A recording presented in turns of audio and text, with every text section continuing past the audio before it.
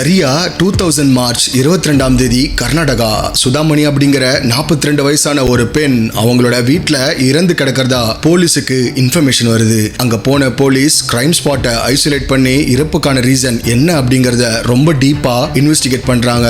அப்ப அந்த கேஸை ஹேண்டில் பண்ண காமாட்சி பாளையா போலீஸ் டீம் சில விஷயங்களை நோட் பண்றாங்க. இறந்து போன சுதாமணி அவங்களோட கழுத்து பகுதியில ரொம்ப பலமா தாக்கப்பட்டிருக்காங்க அப்படிங்கறதும், அவங்க பக்கத்துல ஒரு செம்புல தண்ணியும் ஒரு தட்டுல சாப்பாடும் இருந்திருக்கு. இதுல இன்னொரு முக்கியமான ஸ்ட்ரேஞ்சான விஷயம் என்ன அப்படின்னா, பக்கத்திலேயே ஒரு சுருட்டும் இருந்திருக்கு. போஸ்ட் லெவல் ஆஃப் இன்வெஸ்டிகேஷன்ல போலீஸ் ஒருவேளை இவங்க நைட் சாப்பிட்டுட்டு இருக்கும்போது இந்த சம்பவத்தை கில்லர் பண்ணிருக்கலாம் அப்படின்றத யோசிக்கிறாங்க. But at the same time அப்படி சாப்பிட்டது இவங்களா இருந்தா பக்கத்துல சுருட்டு வந்ததுக்கான ரீசன் என்னவா இருக்கும்னு கன்ஃபியூஸ் ஆகுறாங்க. அவங்களோட வீட்டை டீப்பா இன்ச் பை இன்ச் சர்ச் பண்ண போலீஸ் அவங்களோட பீரோல இருந்த நகை பணம்னு எல்லாமே கொள்ளடிக்கப்பட்டிருந்தது தெரிய வந்துச்சு. அப்பதான் இந்த இறப்போட மோட்டிவேஷன் கொள்ளையாதான் இருக்கணும்னு அசியூம் பண்றாங்க. இமிடியேட்டா ஃபாரன்சிக் டீமுக்கு இன்ஃபர்மேஷனை கொடுத்து அங்க இருந்த எல்லா ஃபிங்கர் பிரிண்ட்ஸ் அண்ட் எவிடன்ஸை கலெக்ட் பண்ண சொல்றாங்க. ஆல்சோ இறந்து போன சுதாமணிய பக்கத்துல இருந்த கவர்மெண்ட் ஹாஸ்பிட்டலுக்கு அனுப்பியும் வைக்கிறாங்க. தொடர்ந்து அக்கம் பக்கத்துல விசாரிச்ச போலீஸ் சுதாமணி வீட்டுல தனியா இருக்கும் போதுதான் இந்த சம்பவம் நடந்திருக்குன்னு போலீஸ் தெரிஞ்சுக்கிறாங்க. தொடர்ந்து ஃபாரன்சிக் சாம்பிள்ஸை கலெக்ட் பண்ணிட்டு இருந்த ஃபாரன்சிக் டீம் சுதாமணியோட வீட்டுக்கு பின்னாடி இருந்த இன்னும் 2 சுருட்டையும் அதுவும் இல்லாம சில செருப்பு தடயங்களையும் ஐடென்டிஃபை பண்ணி அந்த செருப்போட சைஸ் அண்ட் டிசைனையும் எவிடன்ஸா கலெக்ட் பண்றாங்க. அடுத்த ஒரு வாரத்துல இவங்களுக்கான அட்டாப்சி ரிப்போர்ட்டும் அந்த கவர்மெண்ட் ஹாஸ்பிட்டல் இருந்து வருது. அந்த அட்டாப்சி ரிப்போர்ட்டும் படிச்சு பார்த்த போலீஸ் கொலை நடுங்கி போறாங்க. பிகாஸ் அந்த அட்டாப்சி ரிப்போர்ட்ல மென்ஷன் பண்ணப்பட்டிருந்த விஷயம், இவங்க இறக்கிறதுக்கு முன்னாடி பல தடவை 3 to 4 மணி நேரம் வன்புணர்வு செய்யப்பட்டு இருக்காங்கன்னு போலீஸ் தெரிஞ்சுக்கிறாங்க. சரியா ஒரு வருஷம் கழிச்சு மே 21, 2001 மீனா அப்படிங்கிற 70 வயசு நபரும் அவங்க வீட்டுல வேலை செய்யற பிரேமா மேரி அப்படிங்கிற 30 வயசாகிற ஒரு பொண்ணும் அவங்களோட கழுத்துல ரொம்ப கடுமையா தாக்கப்பட்டு இறந்து கிடக்குறாங்க அப்படிங்கிற நியூஸ் அந்த ஏரியால இருக்க லோக்கல் போலீஸ் ஸ்டேஷனுக்கு வருது. இந்த தகவலை போலீஸுக்கு கொடுத்தது வேற யாரும் கிடையாது, மீனாவோட பையன் தான். மீனாவையும் பிரேமாவையும் வீட்டுல விட்டுட்டு இவங்களோட பையன் அவரோட மனைவி கூடயும் பசங்க கூடயும் ஹாலிடே வெக்கேஷனுக்காக ஊட்டி போயிருக்காரு. போயிட்டு வந்து வீட்டை பார்க்கும்போது தான் அவருக்கு தெரிய வந்தது, தன்னுடைய அம்மாவும் அண்ட் வீட்டு வேலை செய்யற பிரேமாவும் கடுமையா தாக்கப்பட்டு இறந்து போயிருக்காங்கன்னு. இதுல இன்னொரு அதிர்ச்சியான விஷயம், சுதாமணி வீட்டுல இருந்து ரெக்கவர் பண்ண அதே மாதிரியான ஒரு சுருட்டும் அண்ட் ஒரு லிக்கர் பாட்டிலும் அங்க இருந்திருக்கு. கிரைம் ஸ்பாட்ல இருந்து 2 பேரோட பிணத்தையும் பக்கத்துல இருக்க கவர்மெண்ட் மெடிக்கல் ஹாஸ்பிட்டலுக்கு அனுப்பி வச்சு அவங்களுக்கான அட்டாப்சியும் நடத்துறாங்க. அந்த அட்டாப்சி ரிப்போர்ட் காமாட்சி பாளையத்துல இறந்து போன சுதாமணியோட அட்டாப்சி ரிப்போர்ட்டோட பக்காவா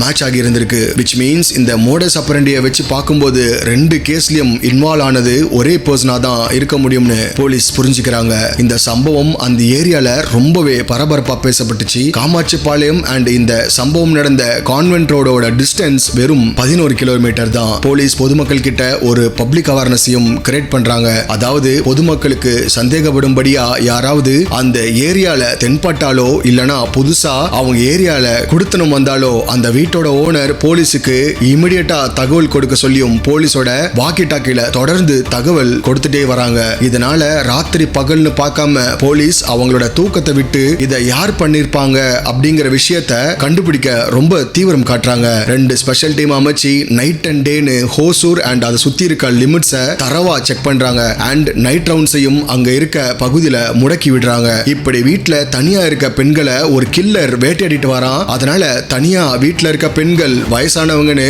எல்லாரும் பத்திரமா இருக்க சொல்லி தண்டோரா போட்டு அந்த சரௌண்டிங்ஸ் முழுக்கவும் சொல்றாங்க. இப்படி சொல்லியும் அதோட சீரியஸ்னஸ் புரிஞ்சுக்காம கொஞ்ச நாள் கழிச்சு நைட் 11 மணிக்கு 30 to 35 வயசு இருக்க 2 லேடிஸ் ஒரு பஸ் ஸ்டாண்ட்ல பஸ்ஸுக்கு வெயிட் பண்ணிட்டு இருக்காங்க.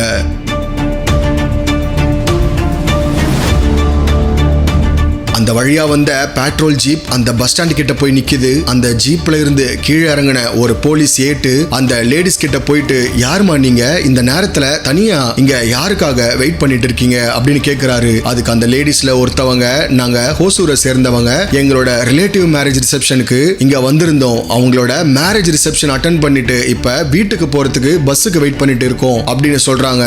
இதை கேட்ட police officer, last bus already போயிடுச்சு, இதுக்கப்புறம் இந்த இடத்துல பஸ்ஸும் வராது, முடியாது. அதுவும் இல்லாம இங்க நீங்க தனியா நிக்கிறது ரொம்பவே ரிஸ்க். ஏற்கனவே இந்த சரௌண்டிங்ஸ்ல தொடர்ந்து கிரைம் அஃபென்சஸ் நடந்துட்டு இருக்கு. அதுவும் பெண்களை மட்டும்தான் குறி வச்சு தூக்குறாங்கன்னு சொல்றாரு. சோ நீங்க எங்க ஜீப்ல உட்காருங்க, நாங்க பத்திரமா உங்க ரிலேட்டிவ் வீட்ல டிராப் பண்ணிட்டு கிளம்புறோம்னு சொல்றாரு. அதுக்கு இல்ல சார், எங்க சொந்தக்காரங்க வீடு இந்த பஸ் ஸ்டாண்டுக்கு பின்னாடி தான் இருக்கு, நாங்க நடந்தே 2 மினிட்ஸ்ல போயிடுவோம்னு. இந்த நேரம் நாங்க போலீஸ் ஜீப்ல போய் இறங்குனா ஊர்ல தப்பா பேசுவாங்கன்னு சொல்றாங்க. அந்த லேடிஸ் பார்க்கும்போது கொஞ்சம் டீசென்ட்டா இருந்ததுனால அந்த லேடிஸ் கிட்ட அவங்களோட நேம்ஸை மட்டும் வாங்கிட்டு அந்த லேடிஸை அனுப்பி வச்சிடுறாங்க. போலீஸ் அவங்களால எவ்வளவு முடியுமோ அவ்வளவு எக்ஸ்ட்ரீம்ல பப்ளிக்கை ப்ரொடெக்ட் பண்ணிட்டு இருந்தாங்க. இதுக்கிடையில தான் 2001 தமிழ்நாடு எலெக்ஷன்ஸ் வருது. அதிமுக ஆட்சிக்கு வராங்க. எலெக்ஷன் பிஸில இருந்த போலீஸ் இந்த கேஸை அப்படியே கிடப்புல போடுறாங்க. ஆல்சோ போலீஸ் டிபார்ட்மெண்ட்லயும் நிறைய ஆபீசர்ஸ் சேஞ்சஸ் நடக்குது. அதிகாரிகள் வெவ்வேறு இடத்துக்கு மாற்றப்படுறாங்க.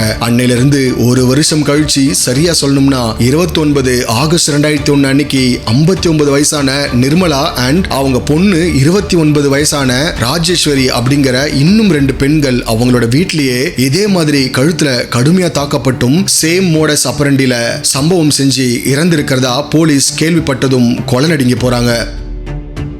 பிகாஸ் என்னதான் உயர் அதிகாரிங்க மாறி போனாலும் அவங்க கூட ஒர்க் பண்ண சில கான்ஸ்டபிள்ஸ்க்கு நிச்சயமா இந்த வழக்கை பத்தி தெரிஞ்சிருக்கும் இல்லையா. இந்த இன்ஃபர்மேஷனை போன்ல ரிசீவ் பண்ண ஒரு கான்ஸ்டபிள் இதை கேட்டு மிரண்டு போறாரு. முதல்ல சுதாமணி, அடுத்தது மீனா அண்ட் பிரேமா, இப்ப நிர்மலா ராஜேஸ்வரின்னு தொடர்ச்சியா 5வது சம்பவம், அதுவும் சேம் மோடஸ் ஆபரண்டில நடந்தது. அந்த பெங்களூர் அண்ட் தமிழ்நாடு ஏரியா மட்டும் இல்ல, ஒட்டுமொத்த இந்தியாவையும் உலுக்கி எடுத்துச்சு. இந்த கேஸுக்கு அப்புறம் தான் போலீஸுக்கு ஒரு மிகப்பெரிய சேலஞ்ச் காத்துட்டு இருந்துச்சு. ரேடியோ அண்ட் பத்திரிகைன்னு எல்லா இடத்துலயும் மக்களோட நைட் லைஃப் கேள்விக்குறியாகிடுச்சுன்னு போலீஸ் என்ன தூங்குதான்னு கேள்வி கேட்க ஆரம்பிச்சாங்க. போலீஸ்க்கு வேற வழியே இல்லாம இந்த கேஸை தவிர வேற எந்த கேஸ்லயும் கான்சென்ட்ரேட் பண்ண கூடாதுன்னு ஆளுங்கட்சியோட அழுத்தமும் எதிர்கட்சியோட பொலிட்டிக்கல் பிரஷரும் சேர்ந்து வந்துச்சு. சோ போலீஸ் திரும்ப இந்த கேஸை கையில் எடுக்கிறாங்க. பிரைமரி இன்வெஸ்டிகேஷனை ஸ்டார்ட் பண்ணணும்னா போலீஸோட ரெக்கார்ட்ல இதுக்கு முன்னாடி இதே பேட்டர்ன்ல ஏதாச்சும் கேஸ் ரெஜிஸ்டர் ஆயிருக்கான்னு தெரிஞ்சுக்கணும். அதனால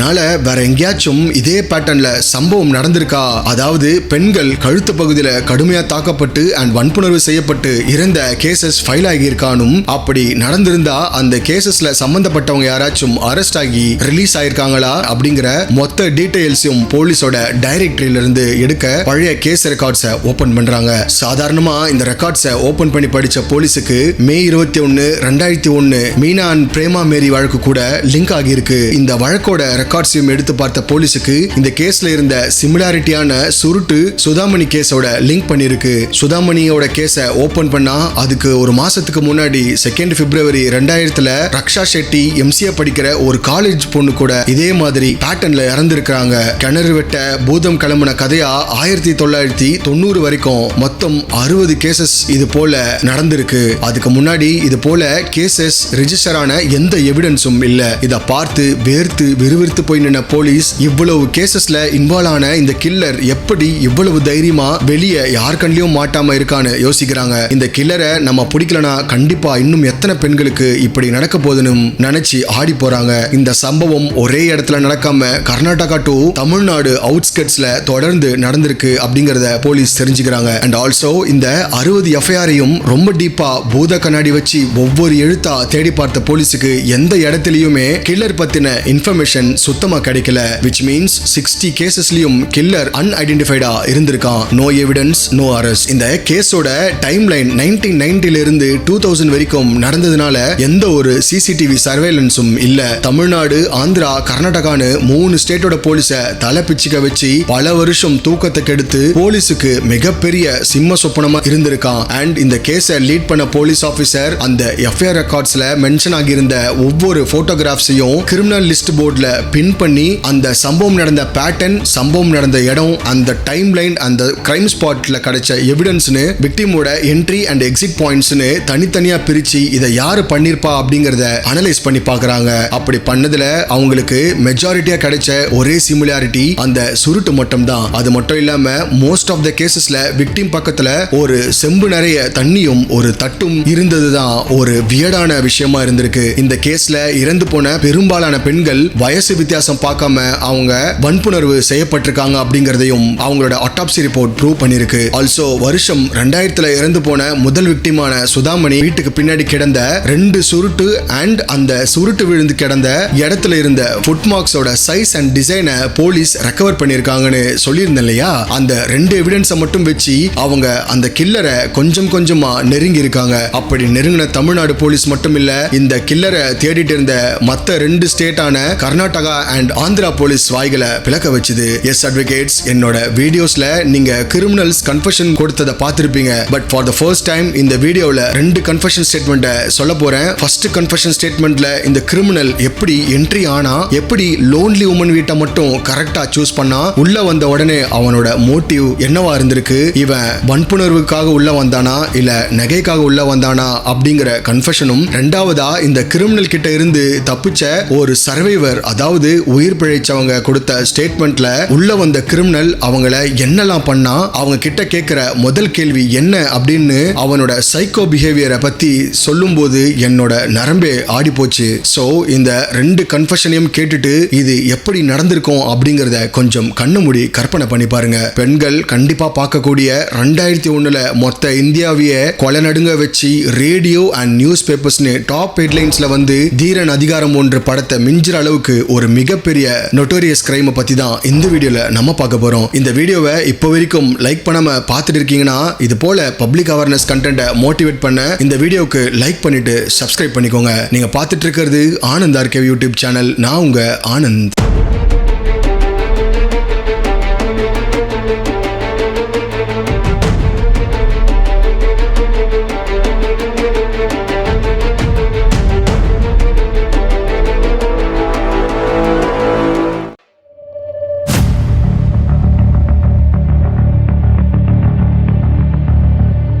இப்படி தமிழ்நாடு, கர்நாடகா அண்ட் ஆந்திரா போலீஸ் ஒரு பக்கம் டீப்பா இன்வெஸ்டிகேஷன் பண்ணிட்டு இருக்காங்க. மீன்வைல் கர்நாடகா போலீஸ் அவங்களோட பார்டர்ல வர எல்லா வெஹிக்கல்ஸையும் நைட் பேட்ரோலிங் பண்ணிட்டு இருக்காங்க. சோ அந்த டைம்ல அந்த நைட் பேட்ரோலிங்ல இருந்த போலீஸ் ஆபீசருக்கு ஒரு கால் வருது. பட் அந்த போலீஸ் பேட்ரோலிங்ல பிஸியா இருந்ததுனால அந்த காலை அவரால் எடுக்க முடியல. ஆனா அவருக்கு தொடர்ந்து அதே நம்பர்ல இருந்து கால் வந்துட்டே இருந்திருக்கு. அப்பதான் அந்த போலீஸ் ஆபீசர் ஏதோ எமர்ஜென்சின்னு உணர்ந்து அந்த காலை அட்டென்ட் பண்றாரு. அந்த கால்ல பேசின ஒரு நபர், நான் ராமமூர்த்தி நகர்ல இருந்து பேசுறேன். கொஞ்ச நேரத்துக்கு முன்னாடி எங்க ஏரியால இருக்க ஒரு பர்டிகுலர் வீட்டுக்கு பின்னாடி தொடர்ந்து நாய் குலைச்சிட்டே இருந்துச்சு. அந்நேரம் நான் லைட்ஸ் எதுவுமே ஆன் பண்ணாம என்னோட பெட்ரூம் ஸ்கிரீனை மட்டும் விலக்கி விண்டோவை ஓபன் பண்ணி பார்த்தேன். அந்த வீட்டோட first floor and second floor window ஷேடோல டார்ச் லைட் ஃபிளாஷ் வீட்டுக்குள்ள மாறி மாறி அடிச்சுது. அப்போதான் அந்த வீட்டு காம்பவுண்ட் கேட் ஓபன் பண்ணி ஒரு நபர் லுங்கி போட்டுட்டு வெளியே வந்து அந்த நாயை துரத்தி விட்டு திரும்பவும் அந்த வீட்டுக்குள்ள போனதை நான் பார்த்தேன். எனக்கு ஏதோ ஸ்ட்ரேஞ்சா இருக்கு, உடனே அங்க வந்து என்னன்னு பார்க்க முடியுமான்னு கேட்கிறாரு. அடுத்த அரை மணி நேரத்துல அந்த போலீஸ் டீம் அவரோட வீட்டுக்கு போறாங்க. அந்த நபரும் அந்த பர்டிகுலர் வீட்டை அடையாளம் காட்டுறாரு. உடனே அந்த வீட்டோட காம்பவுண்ட் கேட்டை ரொம்ப நேரமா போலீஸ் தட்டுறாங்க. பட் அந்த வீட்டோட கதவும் திறக்கல. அட் த சேம் டைம் அந்த வீட்டுல லைட் போட்டு யாரும் வெளியே வர மாதிரியான எந்த ஒரு அறிகுறியும் தெரியல. சோ போலீஸ் ஏதோ ஸ்ட்ரேஞ்சா இருக்குன்னு நினைச்சுக்கிட்டு அந்த டீம் அந்த வீட்டுக்குள்ள ஃபோர்ஸ்ட் என்ட்ரி கொடுக்குறாங்க. அப்பதான் அந்த கேஸ் போலீஸோட தலைய சுத்த வச்சுது. எஸ் அட்வொகேட்ஸ், ஜெயதேவம்மா அப்படிங்கிற ஒரு லேடிய சேம் மோடஸ் ஆபரண்டில அந்த கில்லர் சதைச்சிட்டு போயிருக்கான். சம்பவ இடத்துல இருந்து அவங்கள ரெக்கவர் பண்ணி பக்கத்துல இருந்த ஜிஹெச்சுக்கு அனுப்பி வச்ச போலீஸ் டீம் தொடர்ந்து அங்கேயே அந்த இன்ஃபார்மர் கிட்ட அந்த கில்லர் பத்தின அங்க அடையாளம், வயசு எவ்வளவு இருக்கும்னு கேட்டு தெரிஞ்சுக்கிறாங்க. பட் அந்த அளவுக்கு இன்ஃபார்மருக்கும் கிளியரா தெரியல. பிகாஸ் அந்த இடம் முழுக்க ரொம்ப இருட்டா இருந்திருக்கு. அதனால அந்த நபர் எப்படி இருந்தான்னு சரியா பார்க்க முடியல. பட் அவன் ஷர்ட் அண்ட் லுங்கி போட்டுட்டு இருந்தான்னு மட்டும் போலீஸ் கிட்ட சொல்லியிருக்காரு. 90s to 2000 பீரியட்னால அந்த அளவுக்கு ஸ்ட்ரீட்ல சிசிடிவி கேமரா டெக்னாலஜி கிடையாது இல்லையா. சோ லாஸ்ட் மந்த் தியரி படி, அதாவது கடைசியா இந்த சம்பவத்தை யார் பார்த்தாங்களோ அவங்கள தான் பிரைமரி ஐ விட்னஸா வச்சு போலீஸ் பாதிக்கப்பட்டவங்களுக்கு இந்த மாதிரி கேசஸ்ல கன்விக்ஷன் வாங்கி தர முடியும். கிரைம் ஸ்பாட்ல இருந்து இமிடியேட்டா இந்த சம்பவத்தை பத்தி ஆல்ரெடி நைட் பேட்ரோலிங்ல செக்கிங்ல இருந்த போலீஸ் டீம் கிட்ட இன்ஃபர்மேஷன் கொடுத்து செக்யூரிட்டி செக்க இன்னும் டைட்டா பண்ண சொல்றாங்க. பார்டர்ல வந்த எல்லா வண்டியையும் விடாம எல்லாத்தையும் இமிடியேட்டா பிளாக் பண்ணி தரவா செக் பண்ணுங்கன்னு சொல்லிருக்காங்க. பட் அன்பார்ச்சுனேட்லி அன்னைக்கு நைட் அந்த ஹைவேஸ்ல யாருமே அப்படி மாட்டல. யதார்த்தமா ஒரு போலீஸ் ஏட்டு இந்த கேஸை கிராக் பண்றதுக்கு ஒரு முக்கியமான எவிடன்ஸை லீட் எடுத்து கொடுத்திருக்காரு. எஸ், யூசுவலா பெங்களூர் ஹைவேஸோட வெயிலோட தாக்கம் எப்படி இருக்கும்னு நமக்கு தெரிஞ்ச விஷயம் தானே. இந்த வெயிலோட தாக்கத்தை தணிக்கிறதுக்காக ஒரு இளநீர் கடைக்கு போயிட்டு குடிக்க ஒரு இளநீர் வெட்ட சொல்லி கேட்டிருக்காரு. அப்ப அந்த இளநீர் விற்கிற பெரியவர் ஒரு சுருட்டை புகைச்சிட்டு இருக்கிறத கவனிச்ச அந்த ஏட்டு அந்த இளநீர் கடைக்காரர் போட்டு இருந்த லுங்கி அண்ட் சுருட்டை பார்த்து ஒருவேளை இவன் தான் அந்த கிளரா இருப்பானோன்னு டவுட் பட்டு இந்த சுருட்டு எங்க வாங்குனீங்க, எந்த கடையில விக்குதுன்னு கேட்டிருக்காரு. அதுக்கு அவர் இங்க இருக்க ஒரு சின்ன பொட்டி கடையில தான் இந்த சுருட்டை வாங்கணும்னு சொல்றாரு. உடனே எனக்கும் அந்த சுருட்டு வேணும், அந்த பொட்டி கடையோட அட்ரஸ் கொடுங்கன்னு அவர்கிட்ட அந்த அட்ரஸ் வாங்கிட்டு அந்த பொட்டி கடைக்கு போயிட்டு சுருட்டை கேட்கறாங்க. உடனே அந்த சுருட்டை கொடுத்த அந்த கடைக்காரர் கிட்ட இந்த சுருட்டு எங்க இருந்து உங்களுக்கு சப்ளை வருது, இந்த ஏரியால வேற எந்த கடையில இந்த மாதிரி சுருட்டு கிடைக்கும்னு கேட்கறாங்க. இந்த சுருட்டு நம்ம கடையில மட்டும்தான் சாமி கிடைக்கும், பெரும்பாலும் கட்டிட வேலை பார்க்கிற சித்தாளுங்க இங்க வந்து வாங்கிட்டு போவாங்கன்னு சொல்றாரு. எதை வச்சு அவங்க சித்தாளு தான் சொல்றீங்கன்னு கேட்டதுக்கு பக்கத்து தெருவுல ஃபுல்லா பில்டிங் கன்ஸ்ட்ரக்ஷன் பண்ணிட்டு இருக்காங்க, அவங்க குரூப்பா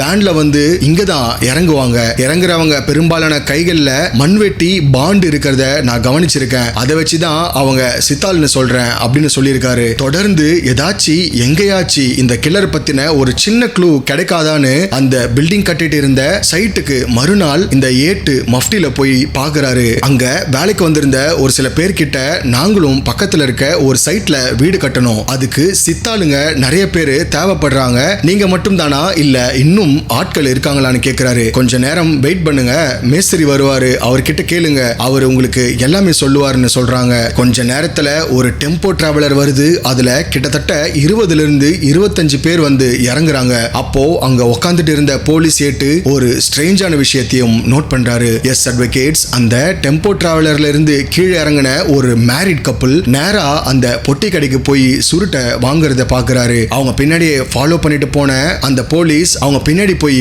நிக்கிறாரு. அதுக்கு அந்த கடைக்காரர், வாங்க சார், நேத்து கேட்டீங்களே இந்த சுருட்டு யார் யூஸ் பண்ணுவாங்கன்னு, இவங்களாம் தான் அந்த சித்தாளுங்கன்னு சொல்றாரு. சடனா அந்த கப்புள் பின்னாடி நின்ன அந்த ஏட்டை திரும்பி பாக்குறாங்க. அப்பதான் ஒரு பெரிய ஆச்சரியமும் அதிர்ச்சியும் போலீஸுக்கு காத்துட்டு இருந்துச்சு. ஒரு நாள் நைட் ரவுண்ட்ஸ்ல போலீஸ் ஏட்டுக்கிட்ட பஸ் ஸ்டாண்ட்ல நின்று பேசிட்டு இருந்த 2 லேடிஸ்ல இவங்க ஒரு லேடி. உடனே போலீஸ், நீங்க உங்க ரிலேட்டிவ் வீட்டுக்கு தானே வந்ததா எங்க கிட்ட சொல்லியிருந்தீங்க, இங்க என்ன பண்றீங்கன்னு கேட்கும்போது நீங்க யாரையும் நினைச்சு என்கிட்ட பேசுறீங்கன்னு தட்டி கழிக்கிறாங்க. இவங்க 2 பேரையும் போலீஸ் விசாரிக்க போலீஸ் ஸ்டேஷனுக்கு கூட்டிட்டு போறாங்க. மீன்வைல் வெங்கடாமாவை வச்சு லக்ஷ்மியையும் அரெஸ்ட் பண்ணி சந்தேகத்தின் பேர்ல என்கொயரியை ஸ்டார்ட் பண்றாங்க. சொல்லுங்க, எதனால என்கிட்ட போய் சொன்னீங்க, நான் யாருன்னு தெரியாதுன்னு ஏன் சொன்னீங்க, அதுவும் இல்லாம இந்த ஏரியால நிறைய மர்டர்ஸ் நடந்திருக்கு, சம்பவம் நடந்த எல்லா இடத்துலயும் இதே சுருட்டு தான் இருந்திருக்குன்னு சொல்றாங்க. முதல்ல தனக்கும் இந்த மாதிரி கொலைகளுக்கும் எந்த சம்பந்தமும் இல்ல அப்படின்னு ரொம்ப ஸ்ட்ராங்கா தெளிவா சொன்ன லக்ஷ்மி அண்ட் வெங்கடாமா கிட்ட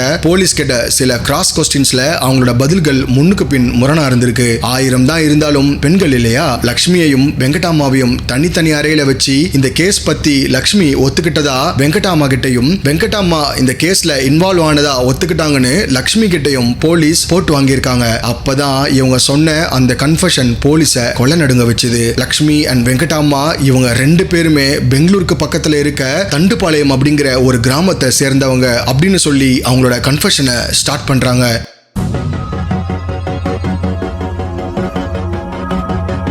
இந்த கிரைம்ல இன்வால்வ் ஆனது நாங்க 2 பேர் மட்டும் கிடையாது, கிட்டத்தட்ட 6 இருந்து 8 பேர் இந்த சம்பவத்துல இன்வால்வ் ஆயிருக்காங்கன்ட்டு லக்ஷ்மி அண்ட் வெங்கடாமா போலீஸ் கிட்ட சொல்றாங்க. இவங்களோட கூட்டாளிகளான சுதாகர், ஹனுமக்கா, முனிகிருஷ்ணா, வெங்கடாமா, ரமா, திமாக்கா அப்படின்னு இந்த 7 பேர் தொடர்ச்சியா இந்த சம்பவத்துல ஈடுபட்டிருக்காங்க. இப்ப போலீஸ், நீங்க எப்படி இந்த வீடுகளை ஸ்பாட் பண்றீங்க, அந்த வீட்டுல நகை இருக்கும் அப்படிங்கிறது எப்படி உங்களுக்கு கரெக்டா தெரிஞ்சிருக்கு, அண்ட் அதுவும் இல்லாம அந்த வீட்டுல பெண்கள் மட்டும் தான் தனியா இருப்பாங்கன்னு எப்படி உங்களுக்கு தெரியும்? அந்தந்த வீட்டுல நகை பணம்னு கொள்ள அடிக்கப்பட்டு இருக்கு. அதை தவிர பாலியல் துஷ்பிரயோகமும் நடந்திருக்கு. இதெல்லாம் யார் பண்றது? உங்க கூட இருக்க கூட்டாளிகளான்னு கேக்குறாங்க. உடனே அதுக்கு வெங்கடாமா சொன்னது, நாங்க டார்கெட் பண்ற வீடு எல்லாம் சிட்டியோட அவுட்ஸ்கட்ஸ்ல இருக்க வீடுகள் மட்டும்தான். அட் த சேம் டைம் அந்த வீட்டுல வயசான பெண்கள், குறிப்பா தனியா பெண்கள் இருக்க வீட்டை மட்டும்தான் குறி வைப்போம். பிகாஸ் எங்க கூட வந்த ஆண்களுக்கும் தீனி போட்ட மாதிரி இருக்கும் அப்படின்னு அருவருப்பான ஒரு ஸ்டேட்மெண்ட்டை கொடுத்திருக்காங்க. நாங்க ஒரு வீட்டுல சம்பவம் பண்ண போறோம் அப்படின்னா முதல்ல அந்த வீட்டுல யார் யார் இருக்காங்கன்னு தெரிஞ்சுக்கிறதுக்காக அந்த வீட்டுல டாய்லெட் கழுவுற மாதிரியோ இல்லனா புடவை விற்கிற மாதிரியோ அந்த வீட்டோட கதவை தட்டி அந்த வீட்டுல யார் யார் இருக்காங்க, ஆண்கள் எத்தனை பேர் இருக்காங்க அப்படிங்கறத ஃபர்ஸ்ட் நோட் பண்ணுவோம். அது மட்டும் இல்லாம அந்த வீட்டுல நாய் ஏதாச்சும் வளர்க்குறாங்களா அப்படிங்கறதையும் தெரிஞ்சுப்போம். ஆண்கள் பக்கெட் விற்கிற மாதிரியோ இல்லனா பெட்ஷீட் விற்கிற மாதிரியோ அந்தந்த வீட்டுக்கு போய் நோட்டம் விடுவாங்க. அவங்களும் அந்த வீட்டுக்குள்ள போய் இந்த டீடைல்ஸை தெரிஞ்சுப்பாங்க. ஆல்சோ நாங்க ஒரு வீட்டுல கொள்ளையடிக்க போறோம் அப்படின்னா யாருக்குமே சந்தேகம் வராதபடி குடிசை வீடு அமைச்சோ இல்லனா டென்ட் போட்டோ எங்க டார்கெட் பக்கத்திலேயே வாழ ஆரம்பிப்போம். அப்படி இருக்கும்போது அந்த வீட்டோட மூமெண்ட்ஸ் அண்ட் லைஃப் ஸ்டைலை தொடர்ந்து வாட்ச் பண்ணிட்டே இருப்போம். அந்த வீட்டுல யார் யாரெல்லாம் எந்த டைம்ல வருவாங்க, எப்ப வெளியே போவாங்க அப்படிங்கிற எல்லா இன்ஃபர்மேஷனையும் கேதர் பண்ணி வச்சுப்போம். சரியா என்னைக்கு ஆட்கள் வரமாட்டாங்க அப்படிங்கிறது தெரிய வருதோ அன்னைக்கு நாங்க கூட்டா 6-8 பேர் அந்த வீட்டோட பின்பக்கம் வழியாவோ இல்லனா வீட்டோட கதவை தட்டியோ ஃபோர்ஸ் என்ட்ரி கொடுப்போம். அந்த கதவை தட்டுற சத்தத்தை கேட்டு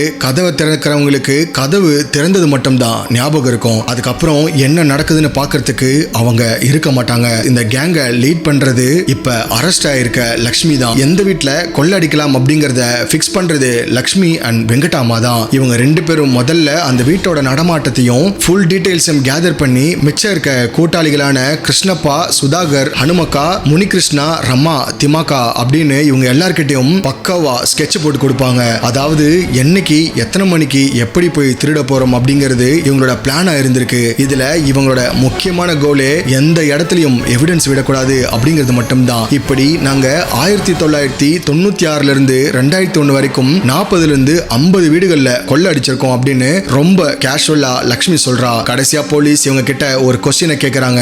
ஆண்களுக்கு தீனி போடணும்னு சொன்னீங்களே, இறந்து கிடந்த அத்தனை பேரும் பாலியல் துஷ்பிரயோகம் பண்ணப்பட்டு இறந்திருக்காங்க அப்படின்னு ரிப்போர்ட் சொல்லியிருக்கு. இதுல இன்னொரு முக்கியமான விஷயம், ஒசூர்ல இருக்க ஒரு வயசானவரும் அவரோட 25 வயசு பேரனும் இதே மாதிரி இறந்து கடந்திருக்காங்க. ஆனா அதுல அந்த பையனும் வன்புணர்வு செய்யப்பட்டு தான் இறந்திருக்கான். அது எப்படின்னு கேட்டதுக்கு, அதுவா பையன் பார்க்க நல்லா அழகா இருந்தான், அதனால வெங்கடாமா தான் அவங்க கூட என்ஜாய் பண்ணாங்கன்னு கொஞ்சம் கூட ஈவு இறக்கமே இல்லாம இழிவான ஒரு விஷயத்த ரொம்ப கேஷுவலாவும் போலீஸ் கிட்ட கன்ஃபஸ் பண்ணிருக்காங்க. உடனே இவங்களோட கன்ஃபெஷனை முடிச்சுக்கிட்ட போலீஸ் இவங்களோட கூட்டாளிகளோட பேர் அண்ட் இவங்களோட ஏஜ் அட்ரஸ் வாங்கிட்டு சிறையில அடைக்கிறாங்க. உடனே ஒரு டீம் தண்டுப்பாளையம் கிளம்பி போகுது. பட் அன்பார்ச்சுனேட்லி லக்ஷ்மி அண்ட் வெங்கடாமா இவங்க 2 பேரும் அரெஸ்ட் ஆன மேட்டரை கேள்விப்பட்டு இவங்களோட கூட்டாளிகள் எல்லாருமே தலைமறைவா ஆயிருக்காங்க. தொடர்ந்து தேடுதல் வேட்டையை நடத்தின போலீஸ் 2 வாரத்துல அந்த கூட்டாளிகளை ஆந்திரால இருக்க ஒரு குக்கிராமத்துல ஐடென்டிஃபை பண்ணி அவங்களையும் அரெஸ்ட் பண்ணிருக்காங்க. இந்த கேஸை பார்த்துட்டு இந்த தண்டுப்பாளைய கேங் கிட்ட இருந்து தப்பிச்ச ஒரு பெண் ஒரு கன்ஃபெஷனை கொடுத்திருக்காங்க. அந்த கன்ஃபெஷனை கேட்டு போலீஸ் மட்டும் கிடையாது, ஒட்டுமொத்த கர்நாடகா, தமிழ்நாடு, ஆந்திரான்னு 3 ஸ்டேட்டும் ஆடி போயிருக்கு. ஈவன் இந்த ஸ்டேட்மெண்ட்டை கேட்டு நீங்களே கூட ஆடி போகலாம்.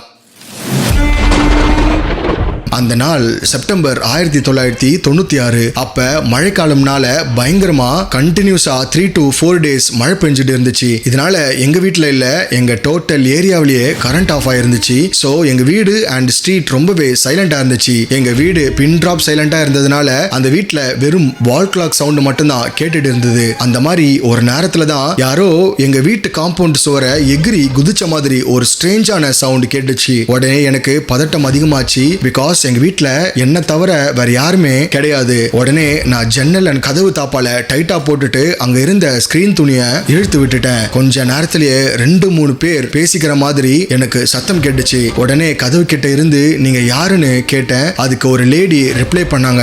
அதாவது நாங்க ஃபேமிலியா இந்த ஊர்ல ஒரு கோவிலுக்கு வந்திருந்தோம். சாமி கும்பிட்டுட்டு வீட்டுக்கு ரிட்டர்ன் போற நேரத்துல பசி தாங்க முடியாம குழந்தை பயங்கரமா அழுது, கொஞ்சம் இடம் கொடுத்தீங்கன்னா 15 நிமிஷத்துல குழந்தைக்கு தாய்ப்பால் கொடுத்துட்டு அங்க இருந்து நான் கிளம்பிடுவேன் அப்படின்னு அந்த லேடி சொல்லியிருக்காங்க. இதை கேட்டு குழந்தைக்கு பசி அப்படிங்கிற ஒரே காரணத்தினாலதான் நான் அன்னைக்கு அந்த கதவை திறந்தேன். ஆனா அந்த கதவை திறந்த அடுத்த நிமிஷம் எனக்கு என்ன நடந்ததுன்னு தெரியல. நான் கடைசியா பார்த்தது அந்த லேடி கூட இன்னும் 4 பேர் பின்னாடி நின்னுட்டு இருந்தது மட்டும்தான். பிகாஸ் அவங்க கையில வச்சிருந்த ஒரு பெரிய கம்பியை எடுத்து என்ன ஒரு தட்டு தட்டினாங்க. நான் அங்கேயே மயங்கி கீழே விழுந்துட்டேன். அதுக்கப்புறம் நான் அரைமயக்கத்துல இருந்தேன் அப்படின்னு நடந்த விஷயத்த சொல்லும் போது இப்பவே எனக்கு கை கால்லாம் உதறுதுன்னு சொல்லியிருக்காங்க. நான் மயங்கி விழுந்தது வீட்டோட வாசப்படியில தான். ஆனா மயக்கம் எனக்கு கொஞ்சம் கொஞ்சமா தெளியும் போது நான் இருந்த இடம் வீட்டோட ஹால்ல தான். என்னை சுத்தி கிட்டத்தட்ட 6-8 பேர் உட்காந்துட்டு இருந்தாங்க. அதுல 3/4 பேரு ஜென்ஸா தான் இருந்தாங்க. என்கிட்ட பீரோவோட சாவியை கேட்டாங்க.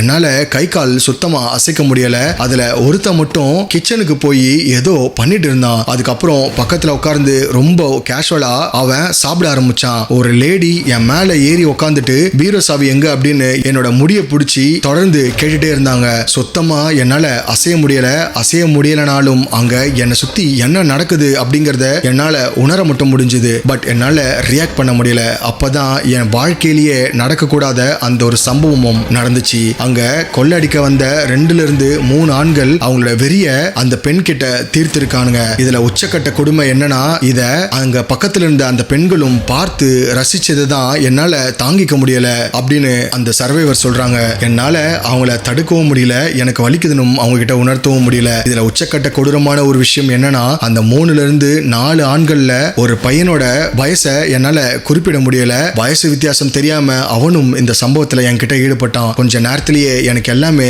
பிளாக் அண்ட் ஒயிட்டா தெரிஞ்சிச்சு. அவங்க ஃபேஸஸ் எல்லாமே ஃபேட் அவுட் ஆக ஆரம்பிச்சுது. அப்ப என் மேல உட்காந்துட்டு இருந்த அந்த லேடி ஒரு திருப்புலிய கழுத்துல நீட்டா ஒரு கோடு போட எனக்கு கொஞ்சம் கொஞ்சமா கண்ணு சொருகிடுச்சு. அடுத்த 5 நிமிஷத்துல என்னை சுத்தி உட்காந்துட்டு இருந்த எல்லாருமே என்ன சுத்தி டான்ஸ் ஆட ஆரம்பிச்சது மட்டும் தான் எனக்கு தெரிஞ்சது. என் வாழ்க்கையில மனிதர்கள் ஏன் இப்படி இருக்காங்க அப்படிங்கிற ஒரு விஷயத்த எனக்கு அந்த நேரத்திலையும் உணர்த்துச்சு. ஆனா அதுக்கப்புறம் என்ன நடந்துச்சுன்னே எனக்கு தெரியாது. 6 நாள் கழிச்சு கண் முழிச்சு பார்த்தது என்னோட அப்பாவை தான். அதுவும் ஒரு பிரைவேட் ஹாஸ்பிட்டல்ல. அப்பதான் எனக்கு தெரிஞ்சது என்னோட வீடு கொள்ளடிக்கப்பட்டு இருக்குன்னு. நான் இறந்துட்டதா அவங்களோட வேலையெல்லாம் முடிச்சுட்டு அங்கிருந்து கிளம்பி போயிருக்காங்க. ஏர்லி மார்னிங் எங்க அப்பா நைட் டியூட்டி முடிச்சுட்டு வீட்டுக்கு வந்திருக்காரு. என்ன இந்த நிலைமையில பார்த்தவர் உடனே போலீஸுக்கு கம்ப்ளைண்ட் கொடுத்துட்டு என்ன பிரைவேட் ஹாஸ்பிட்டல்ல அட்மிட் பண்ணிருக்காரு. நான் 6 நாளா கோமால இருந்தது எங்க அப்பாவை கண் முழிச்சு பார்த்த அன்னைக்கு தான் தெரிய வந்துச்சு. இந்த விஷயம் எக்காரணத்து கொண்டும் வெளியே தெரிஞ்சிடக்கூடாதுன்னு நாங்க அந்த ஏரியால இருக்க வீட்டை காலி பண்ணிட்டு அங்கிருந்து பெங்களூரோட மெயின் சிட்டிக்கே வந்துட்டோம். எப்ப இந்த கேங் மாட்டிக்கிட்டாங்கன்னு நான் நியூஸ்ல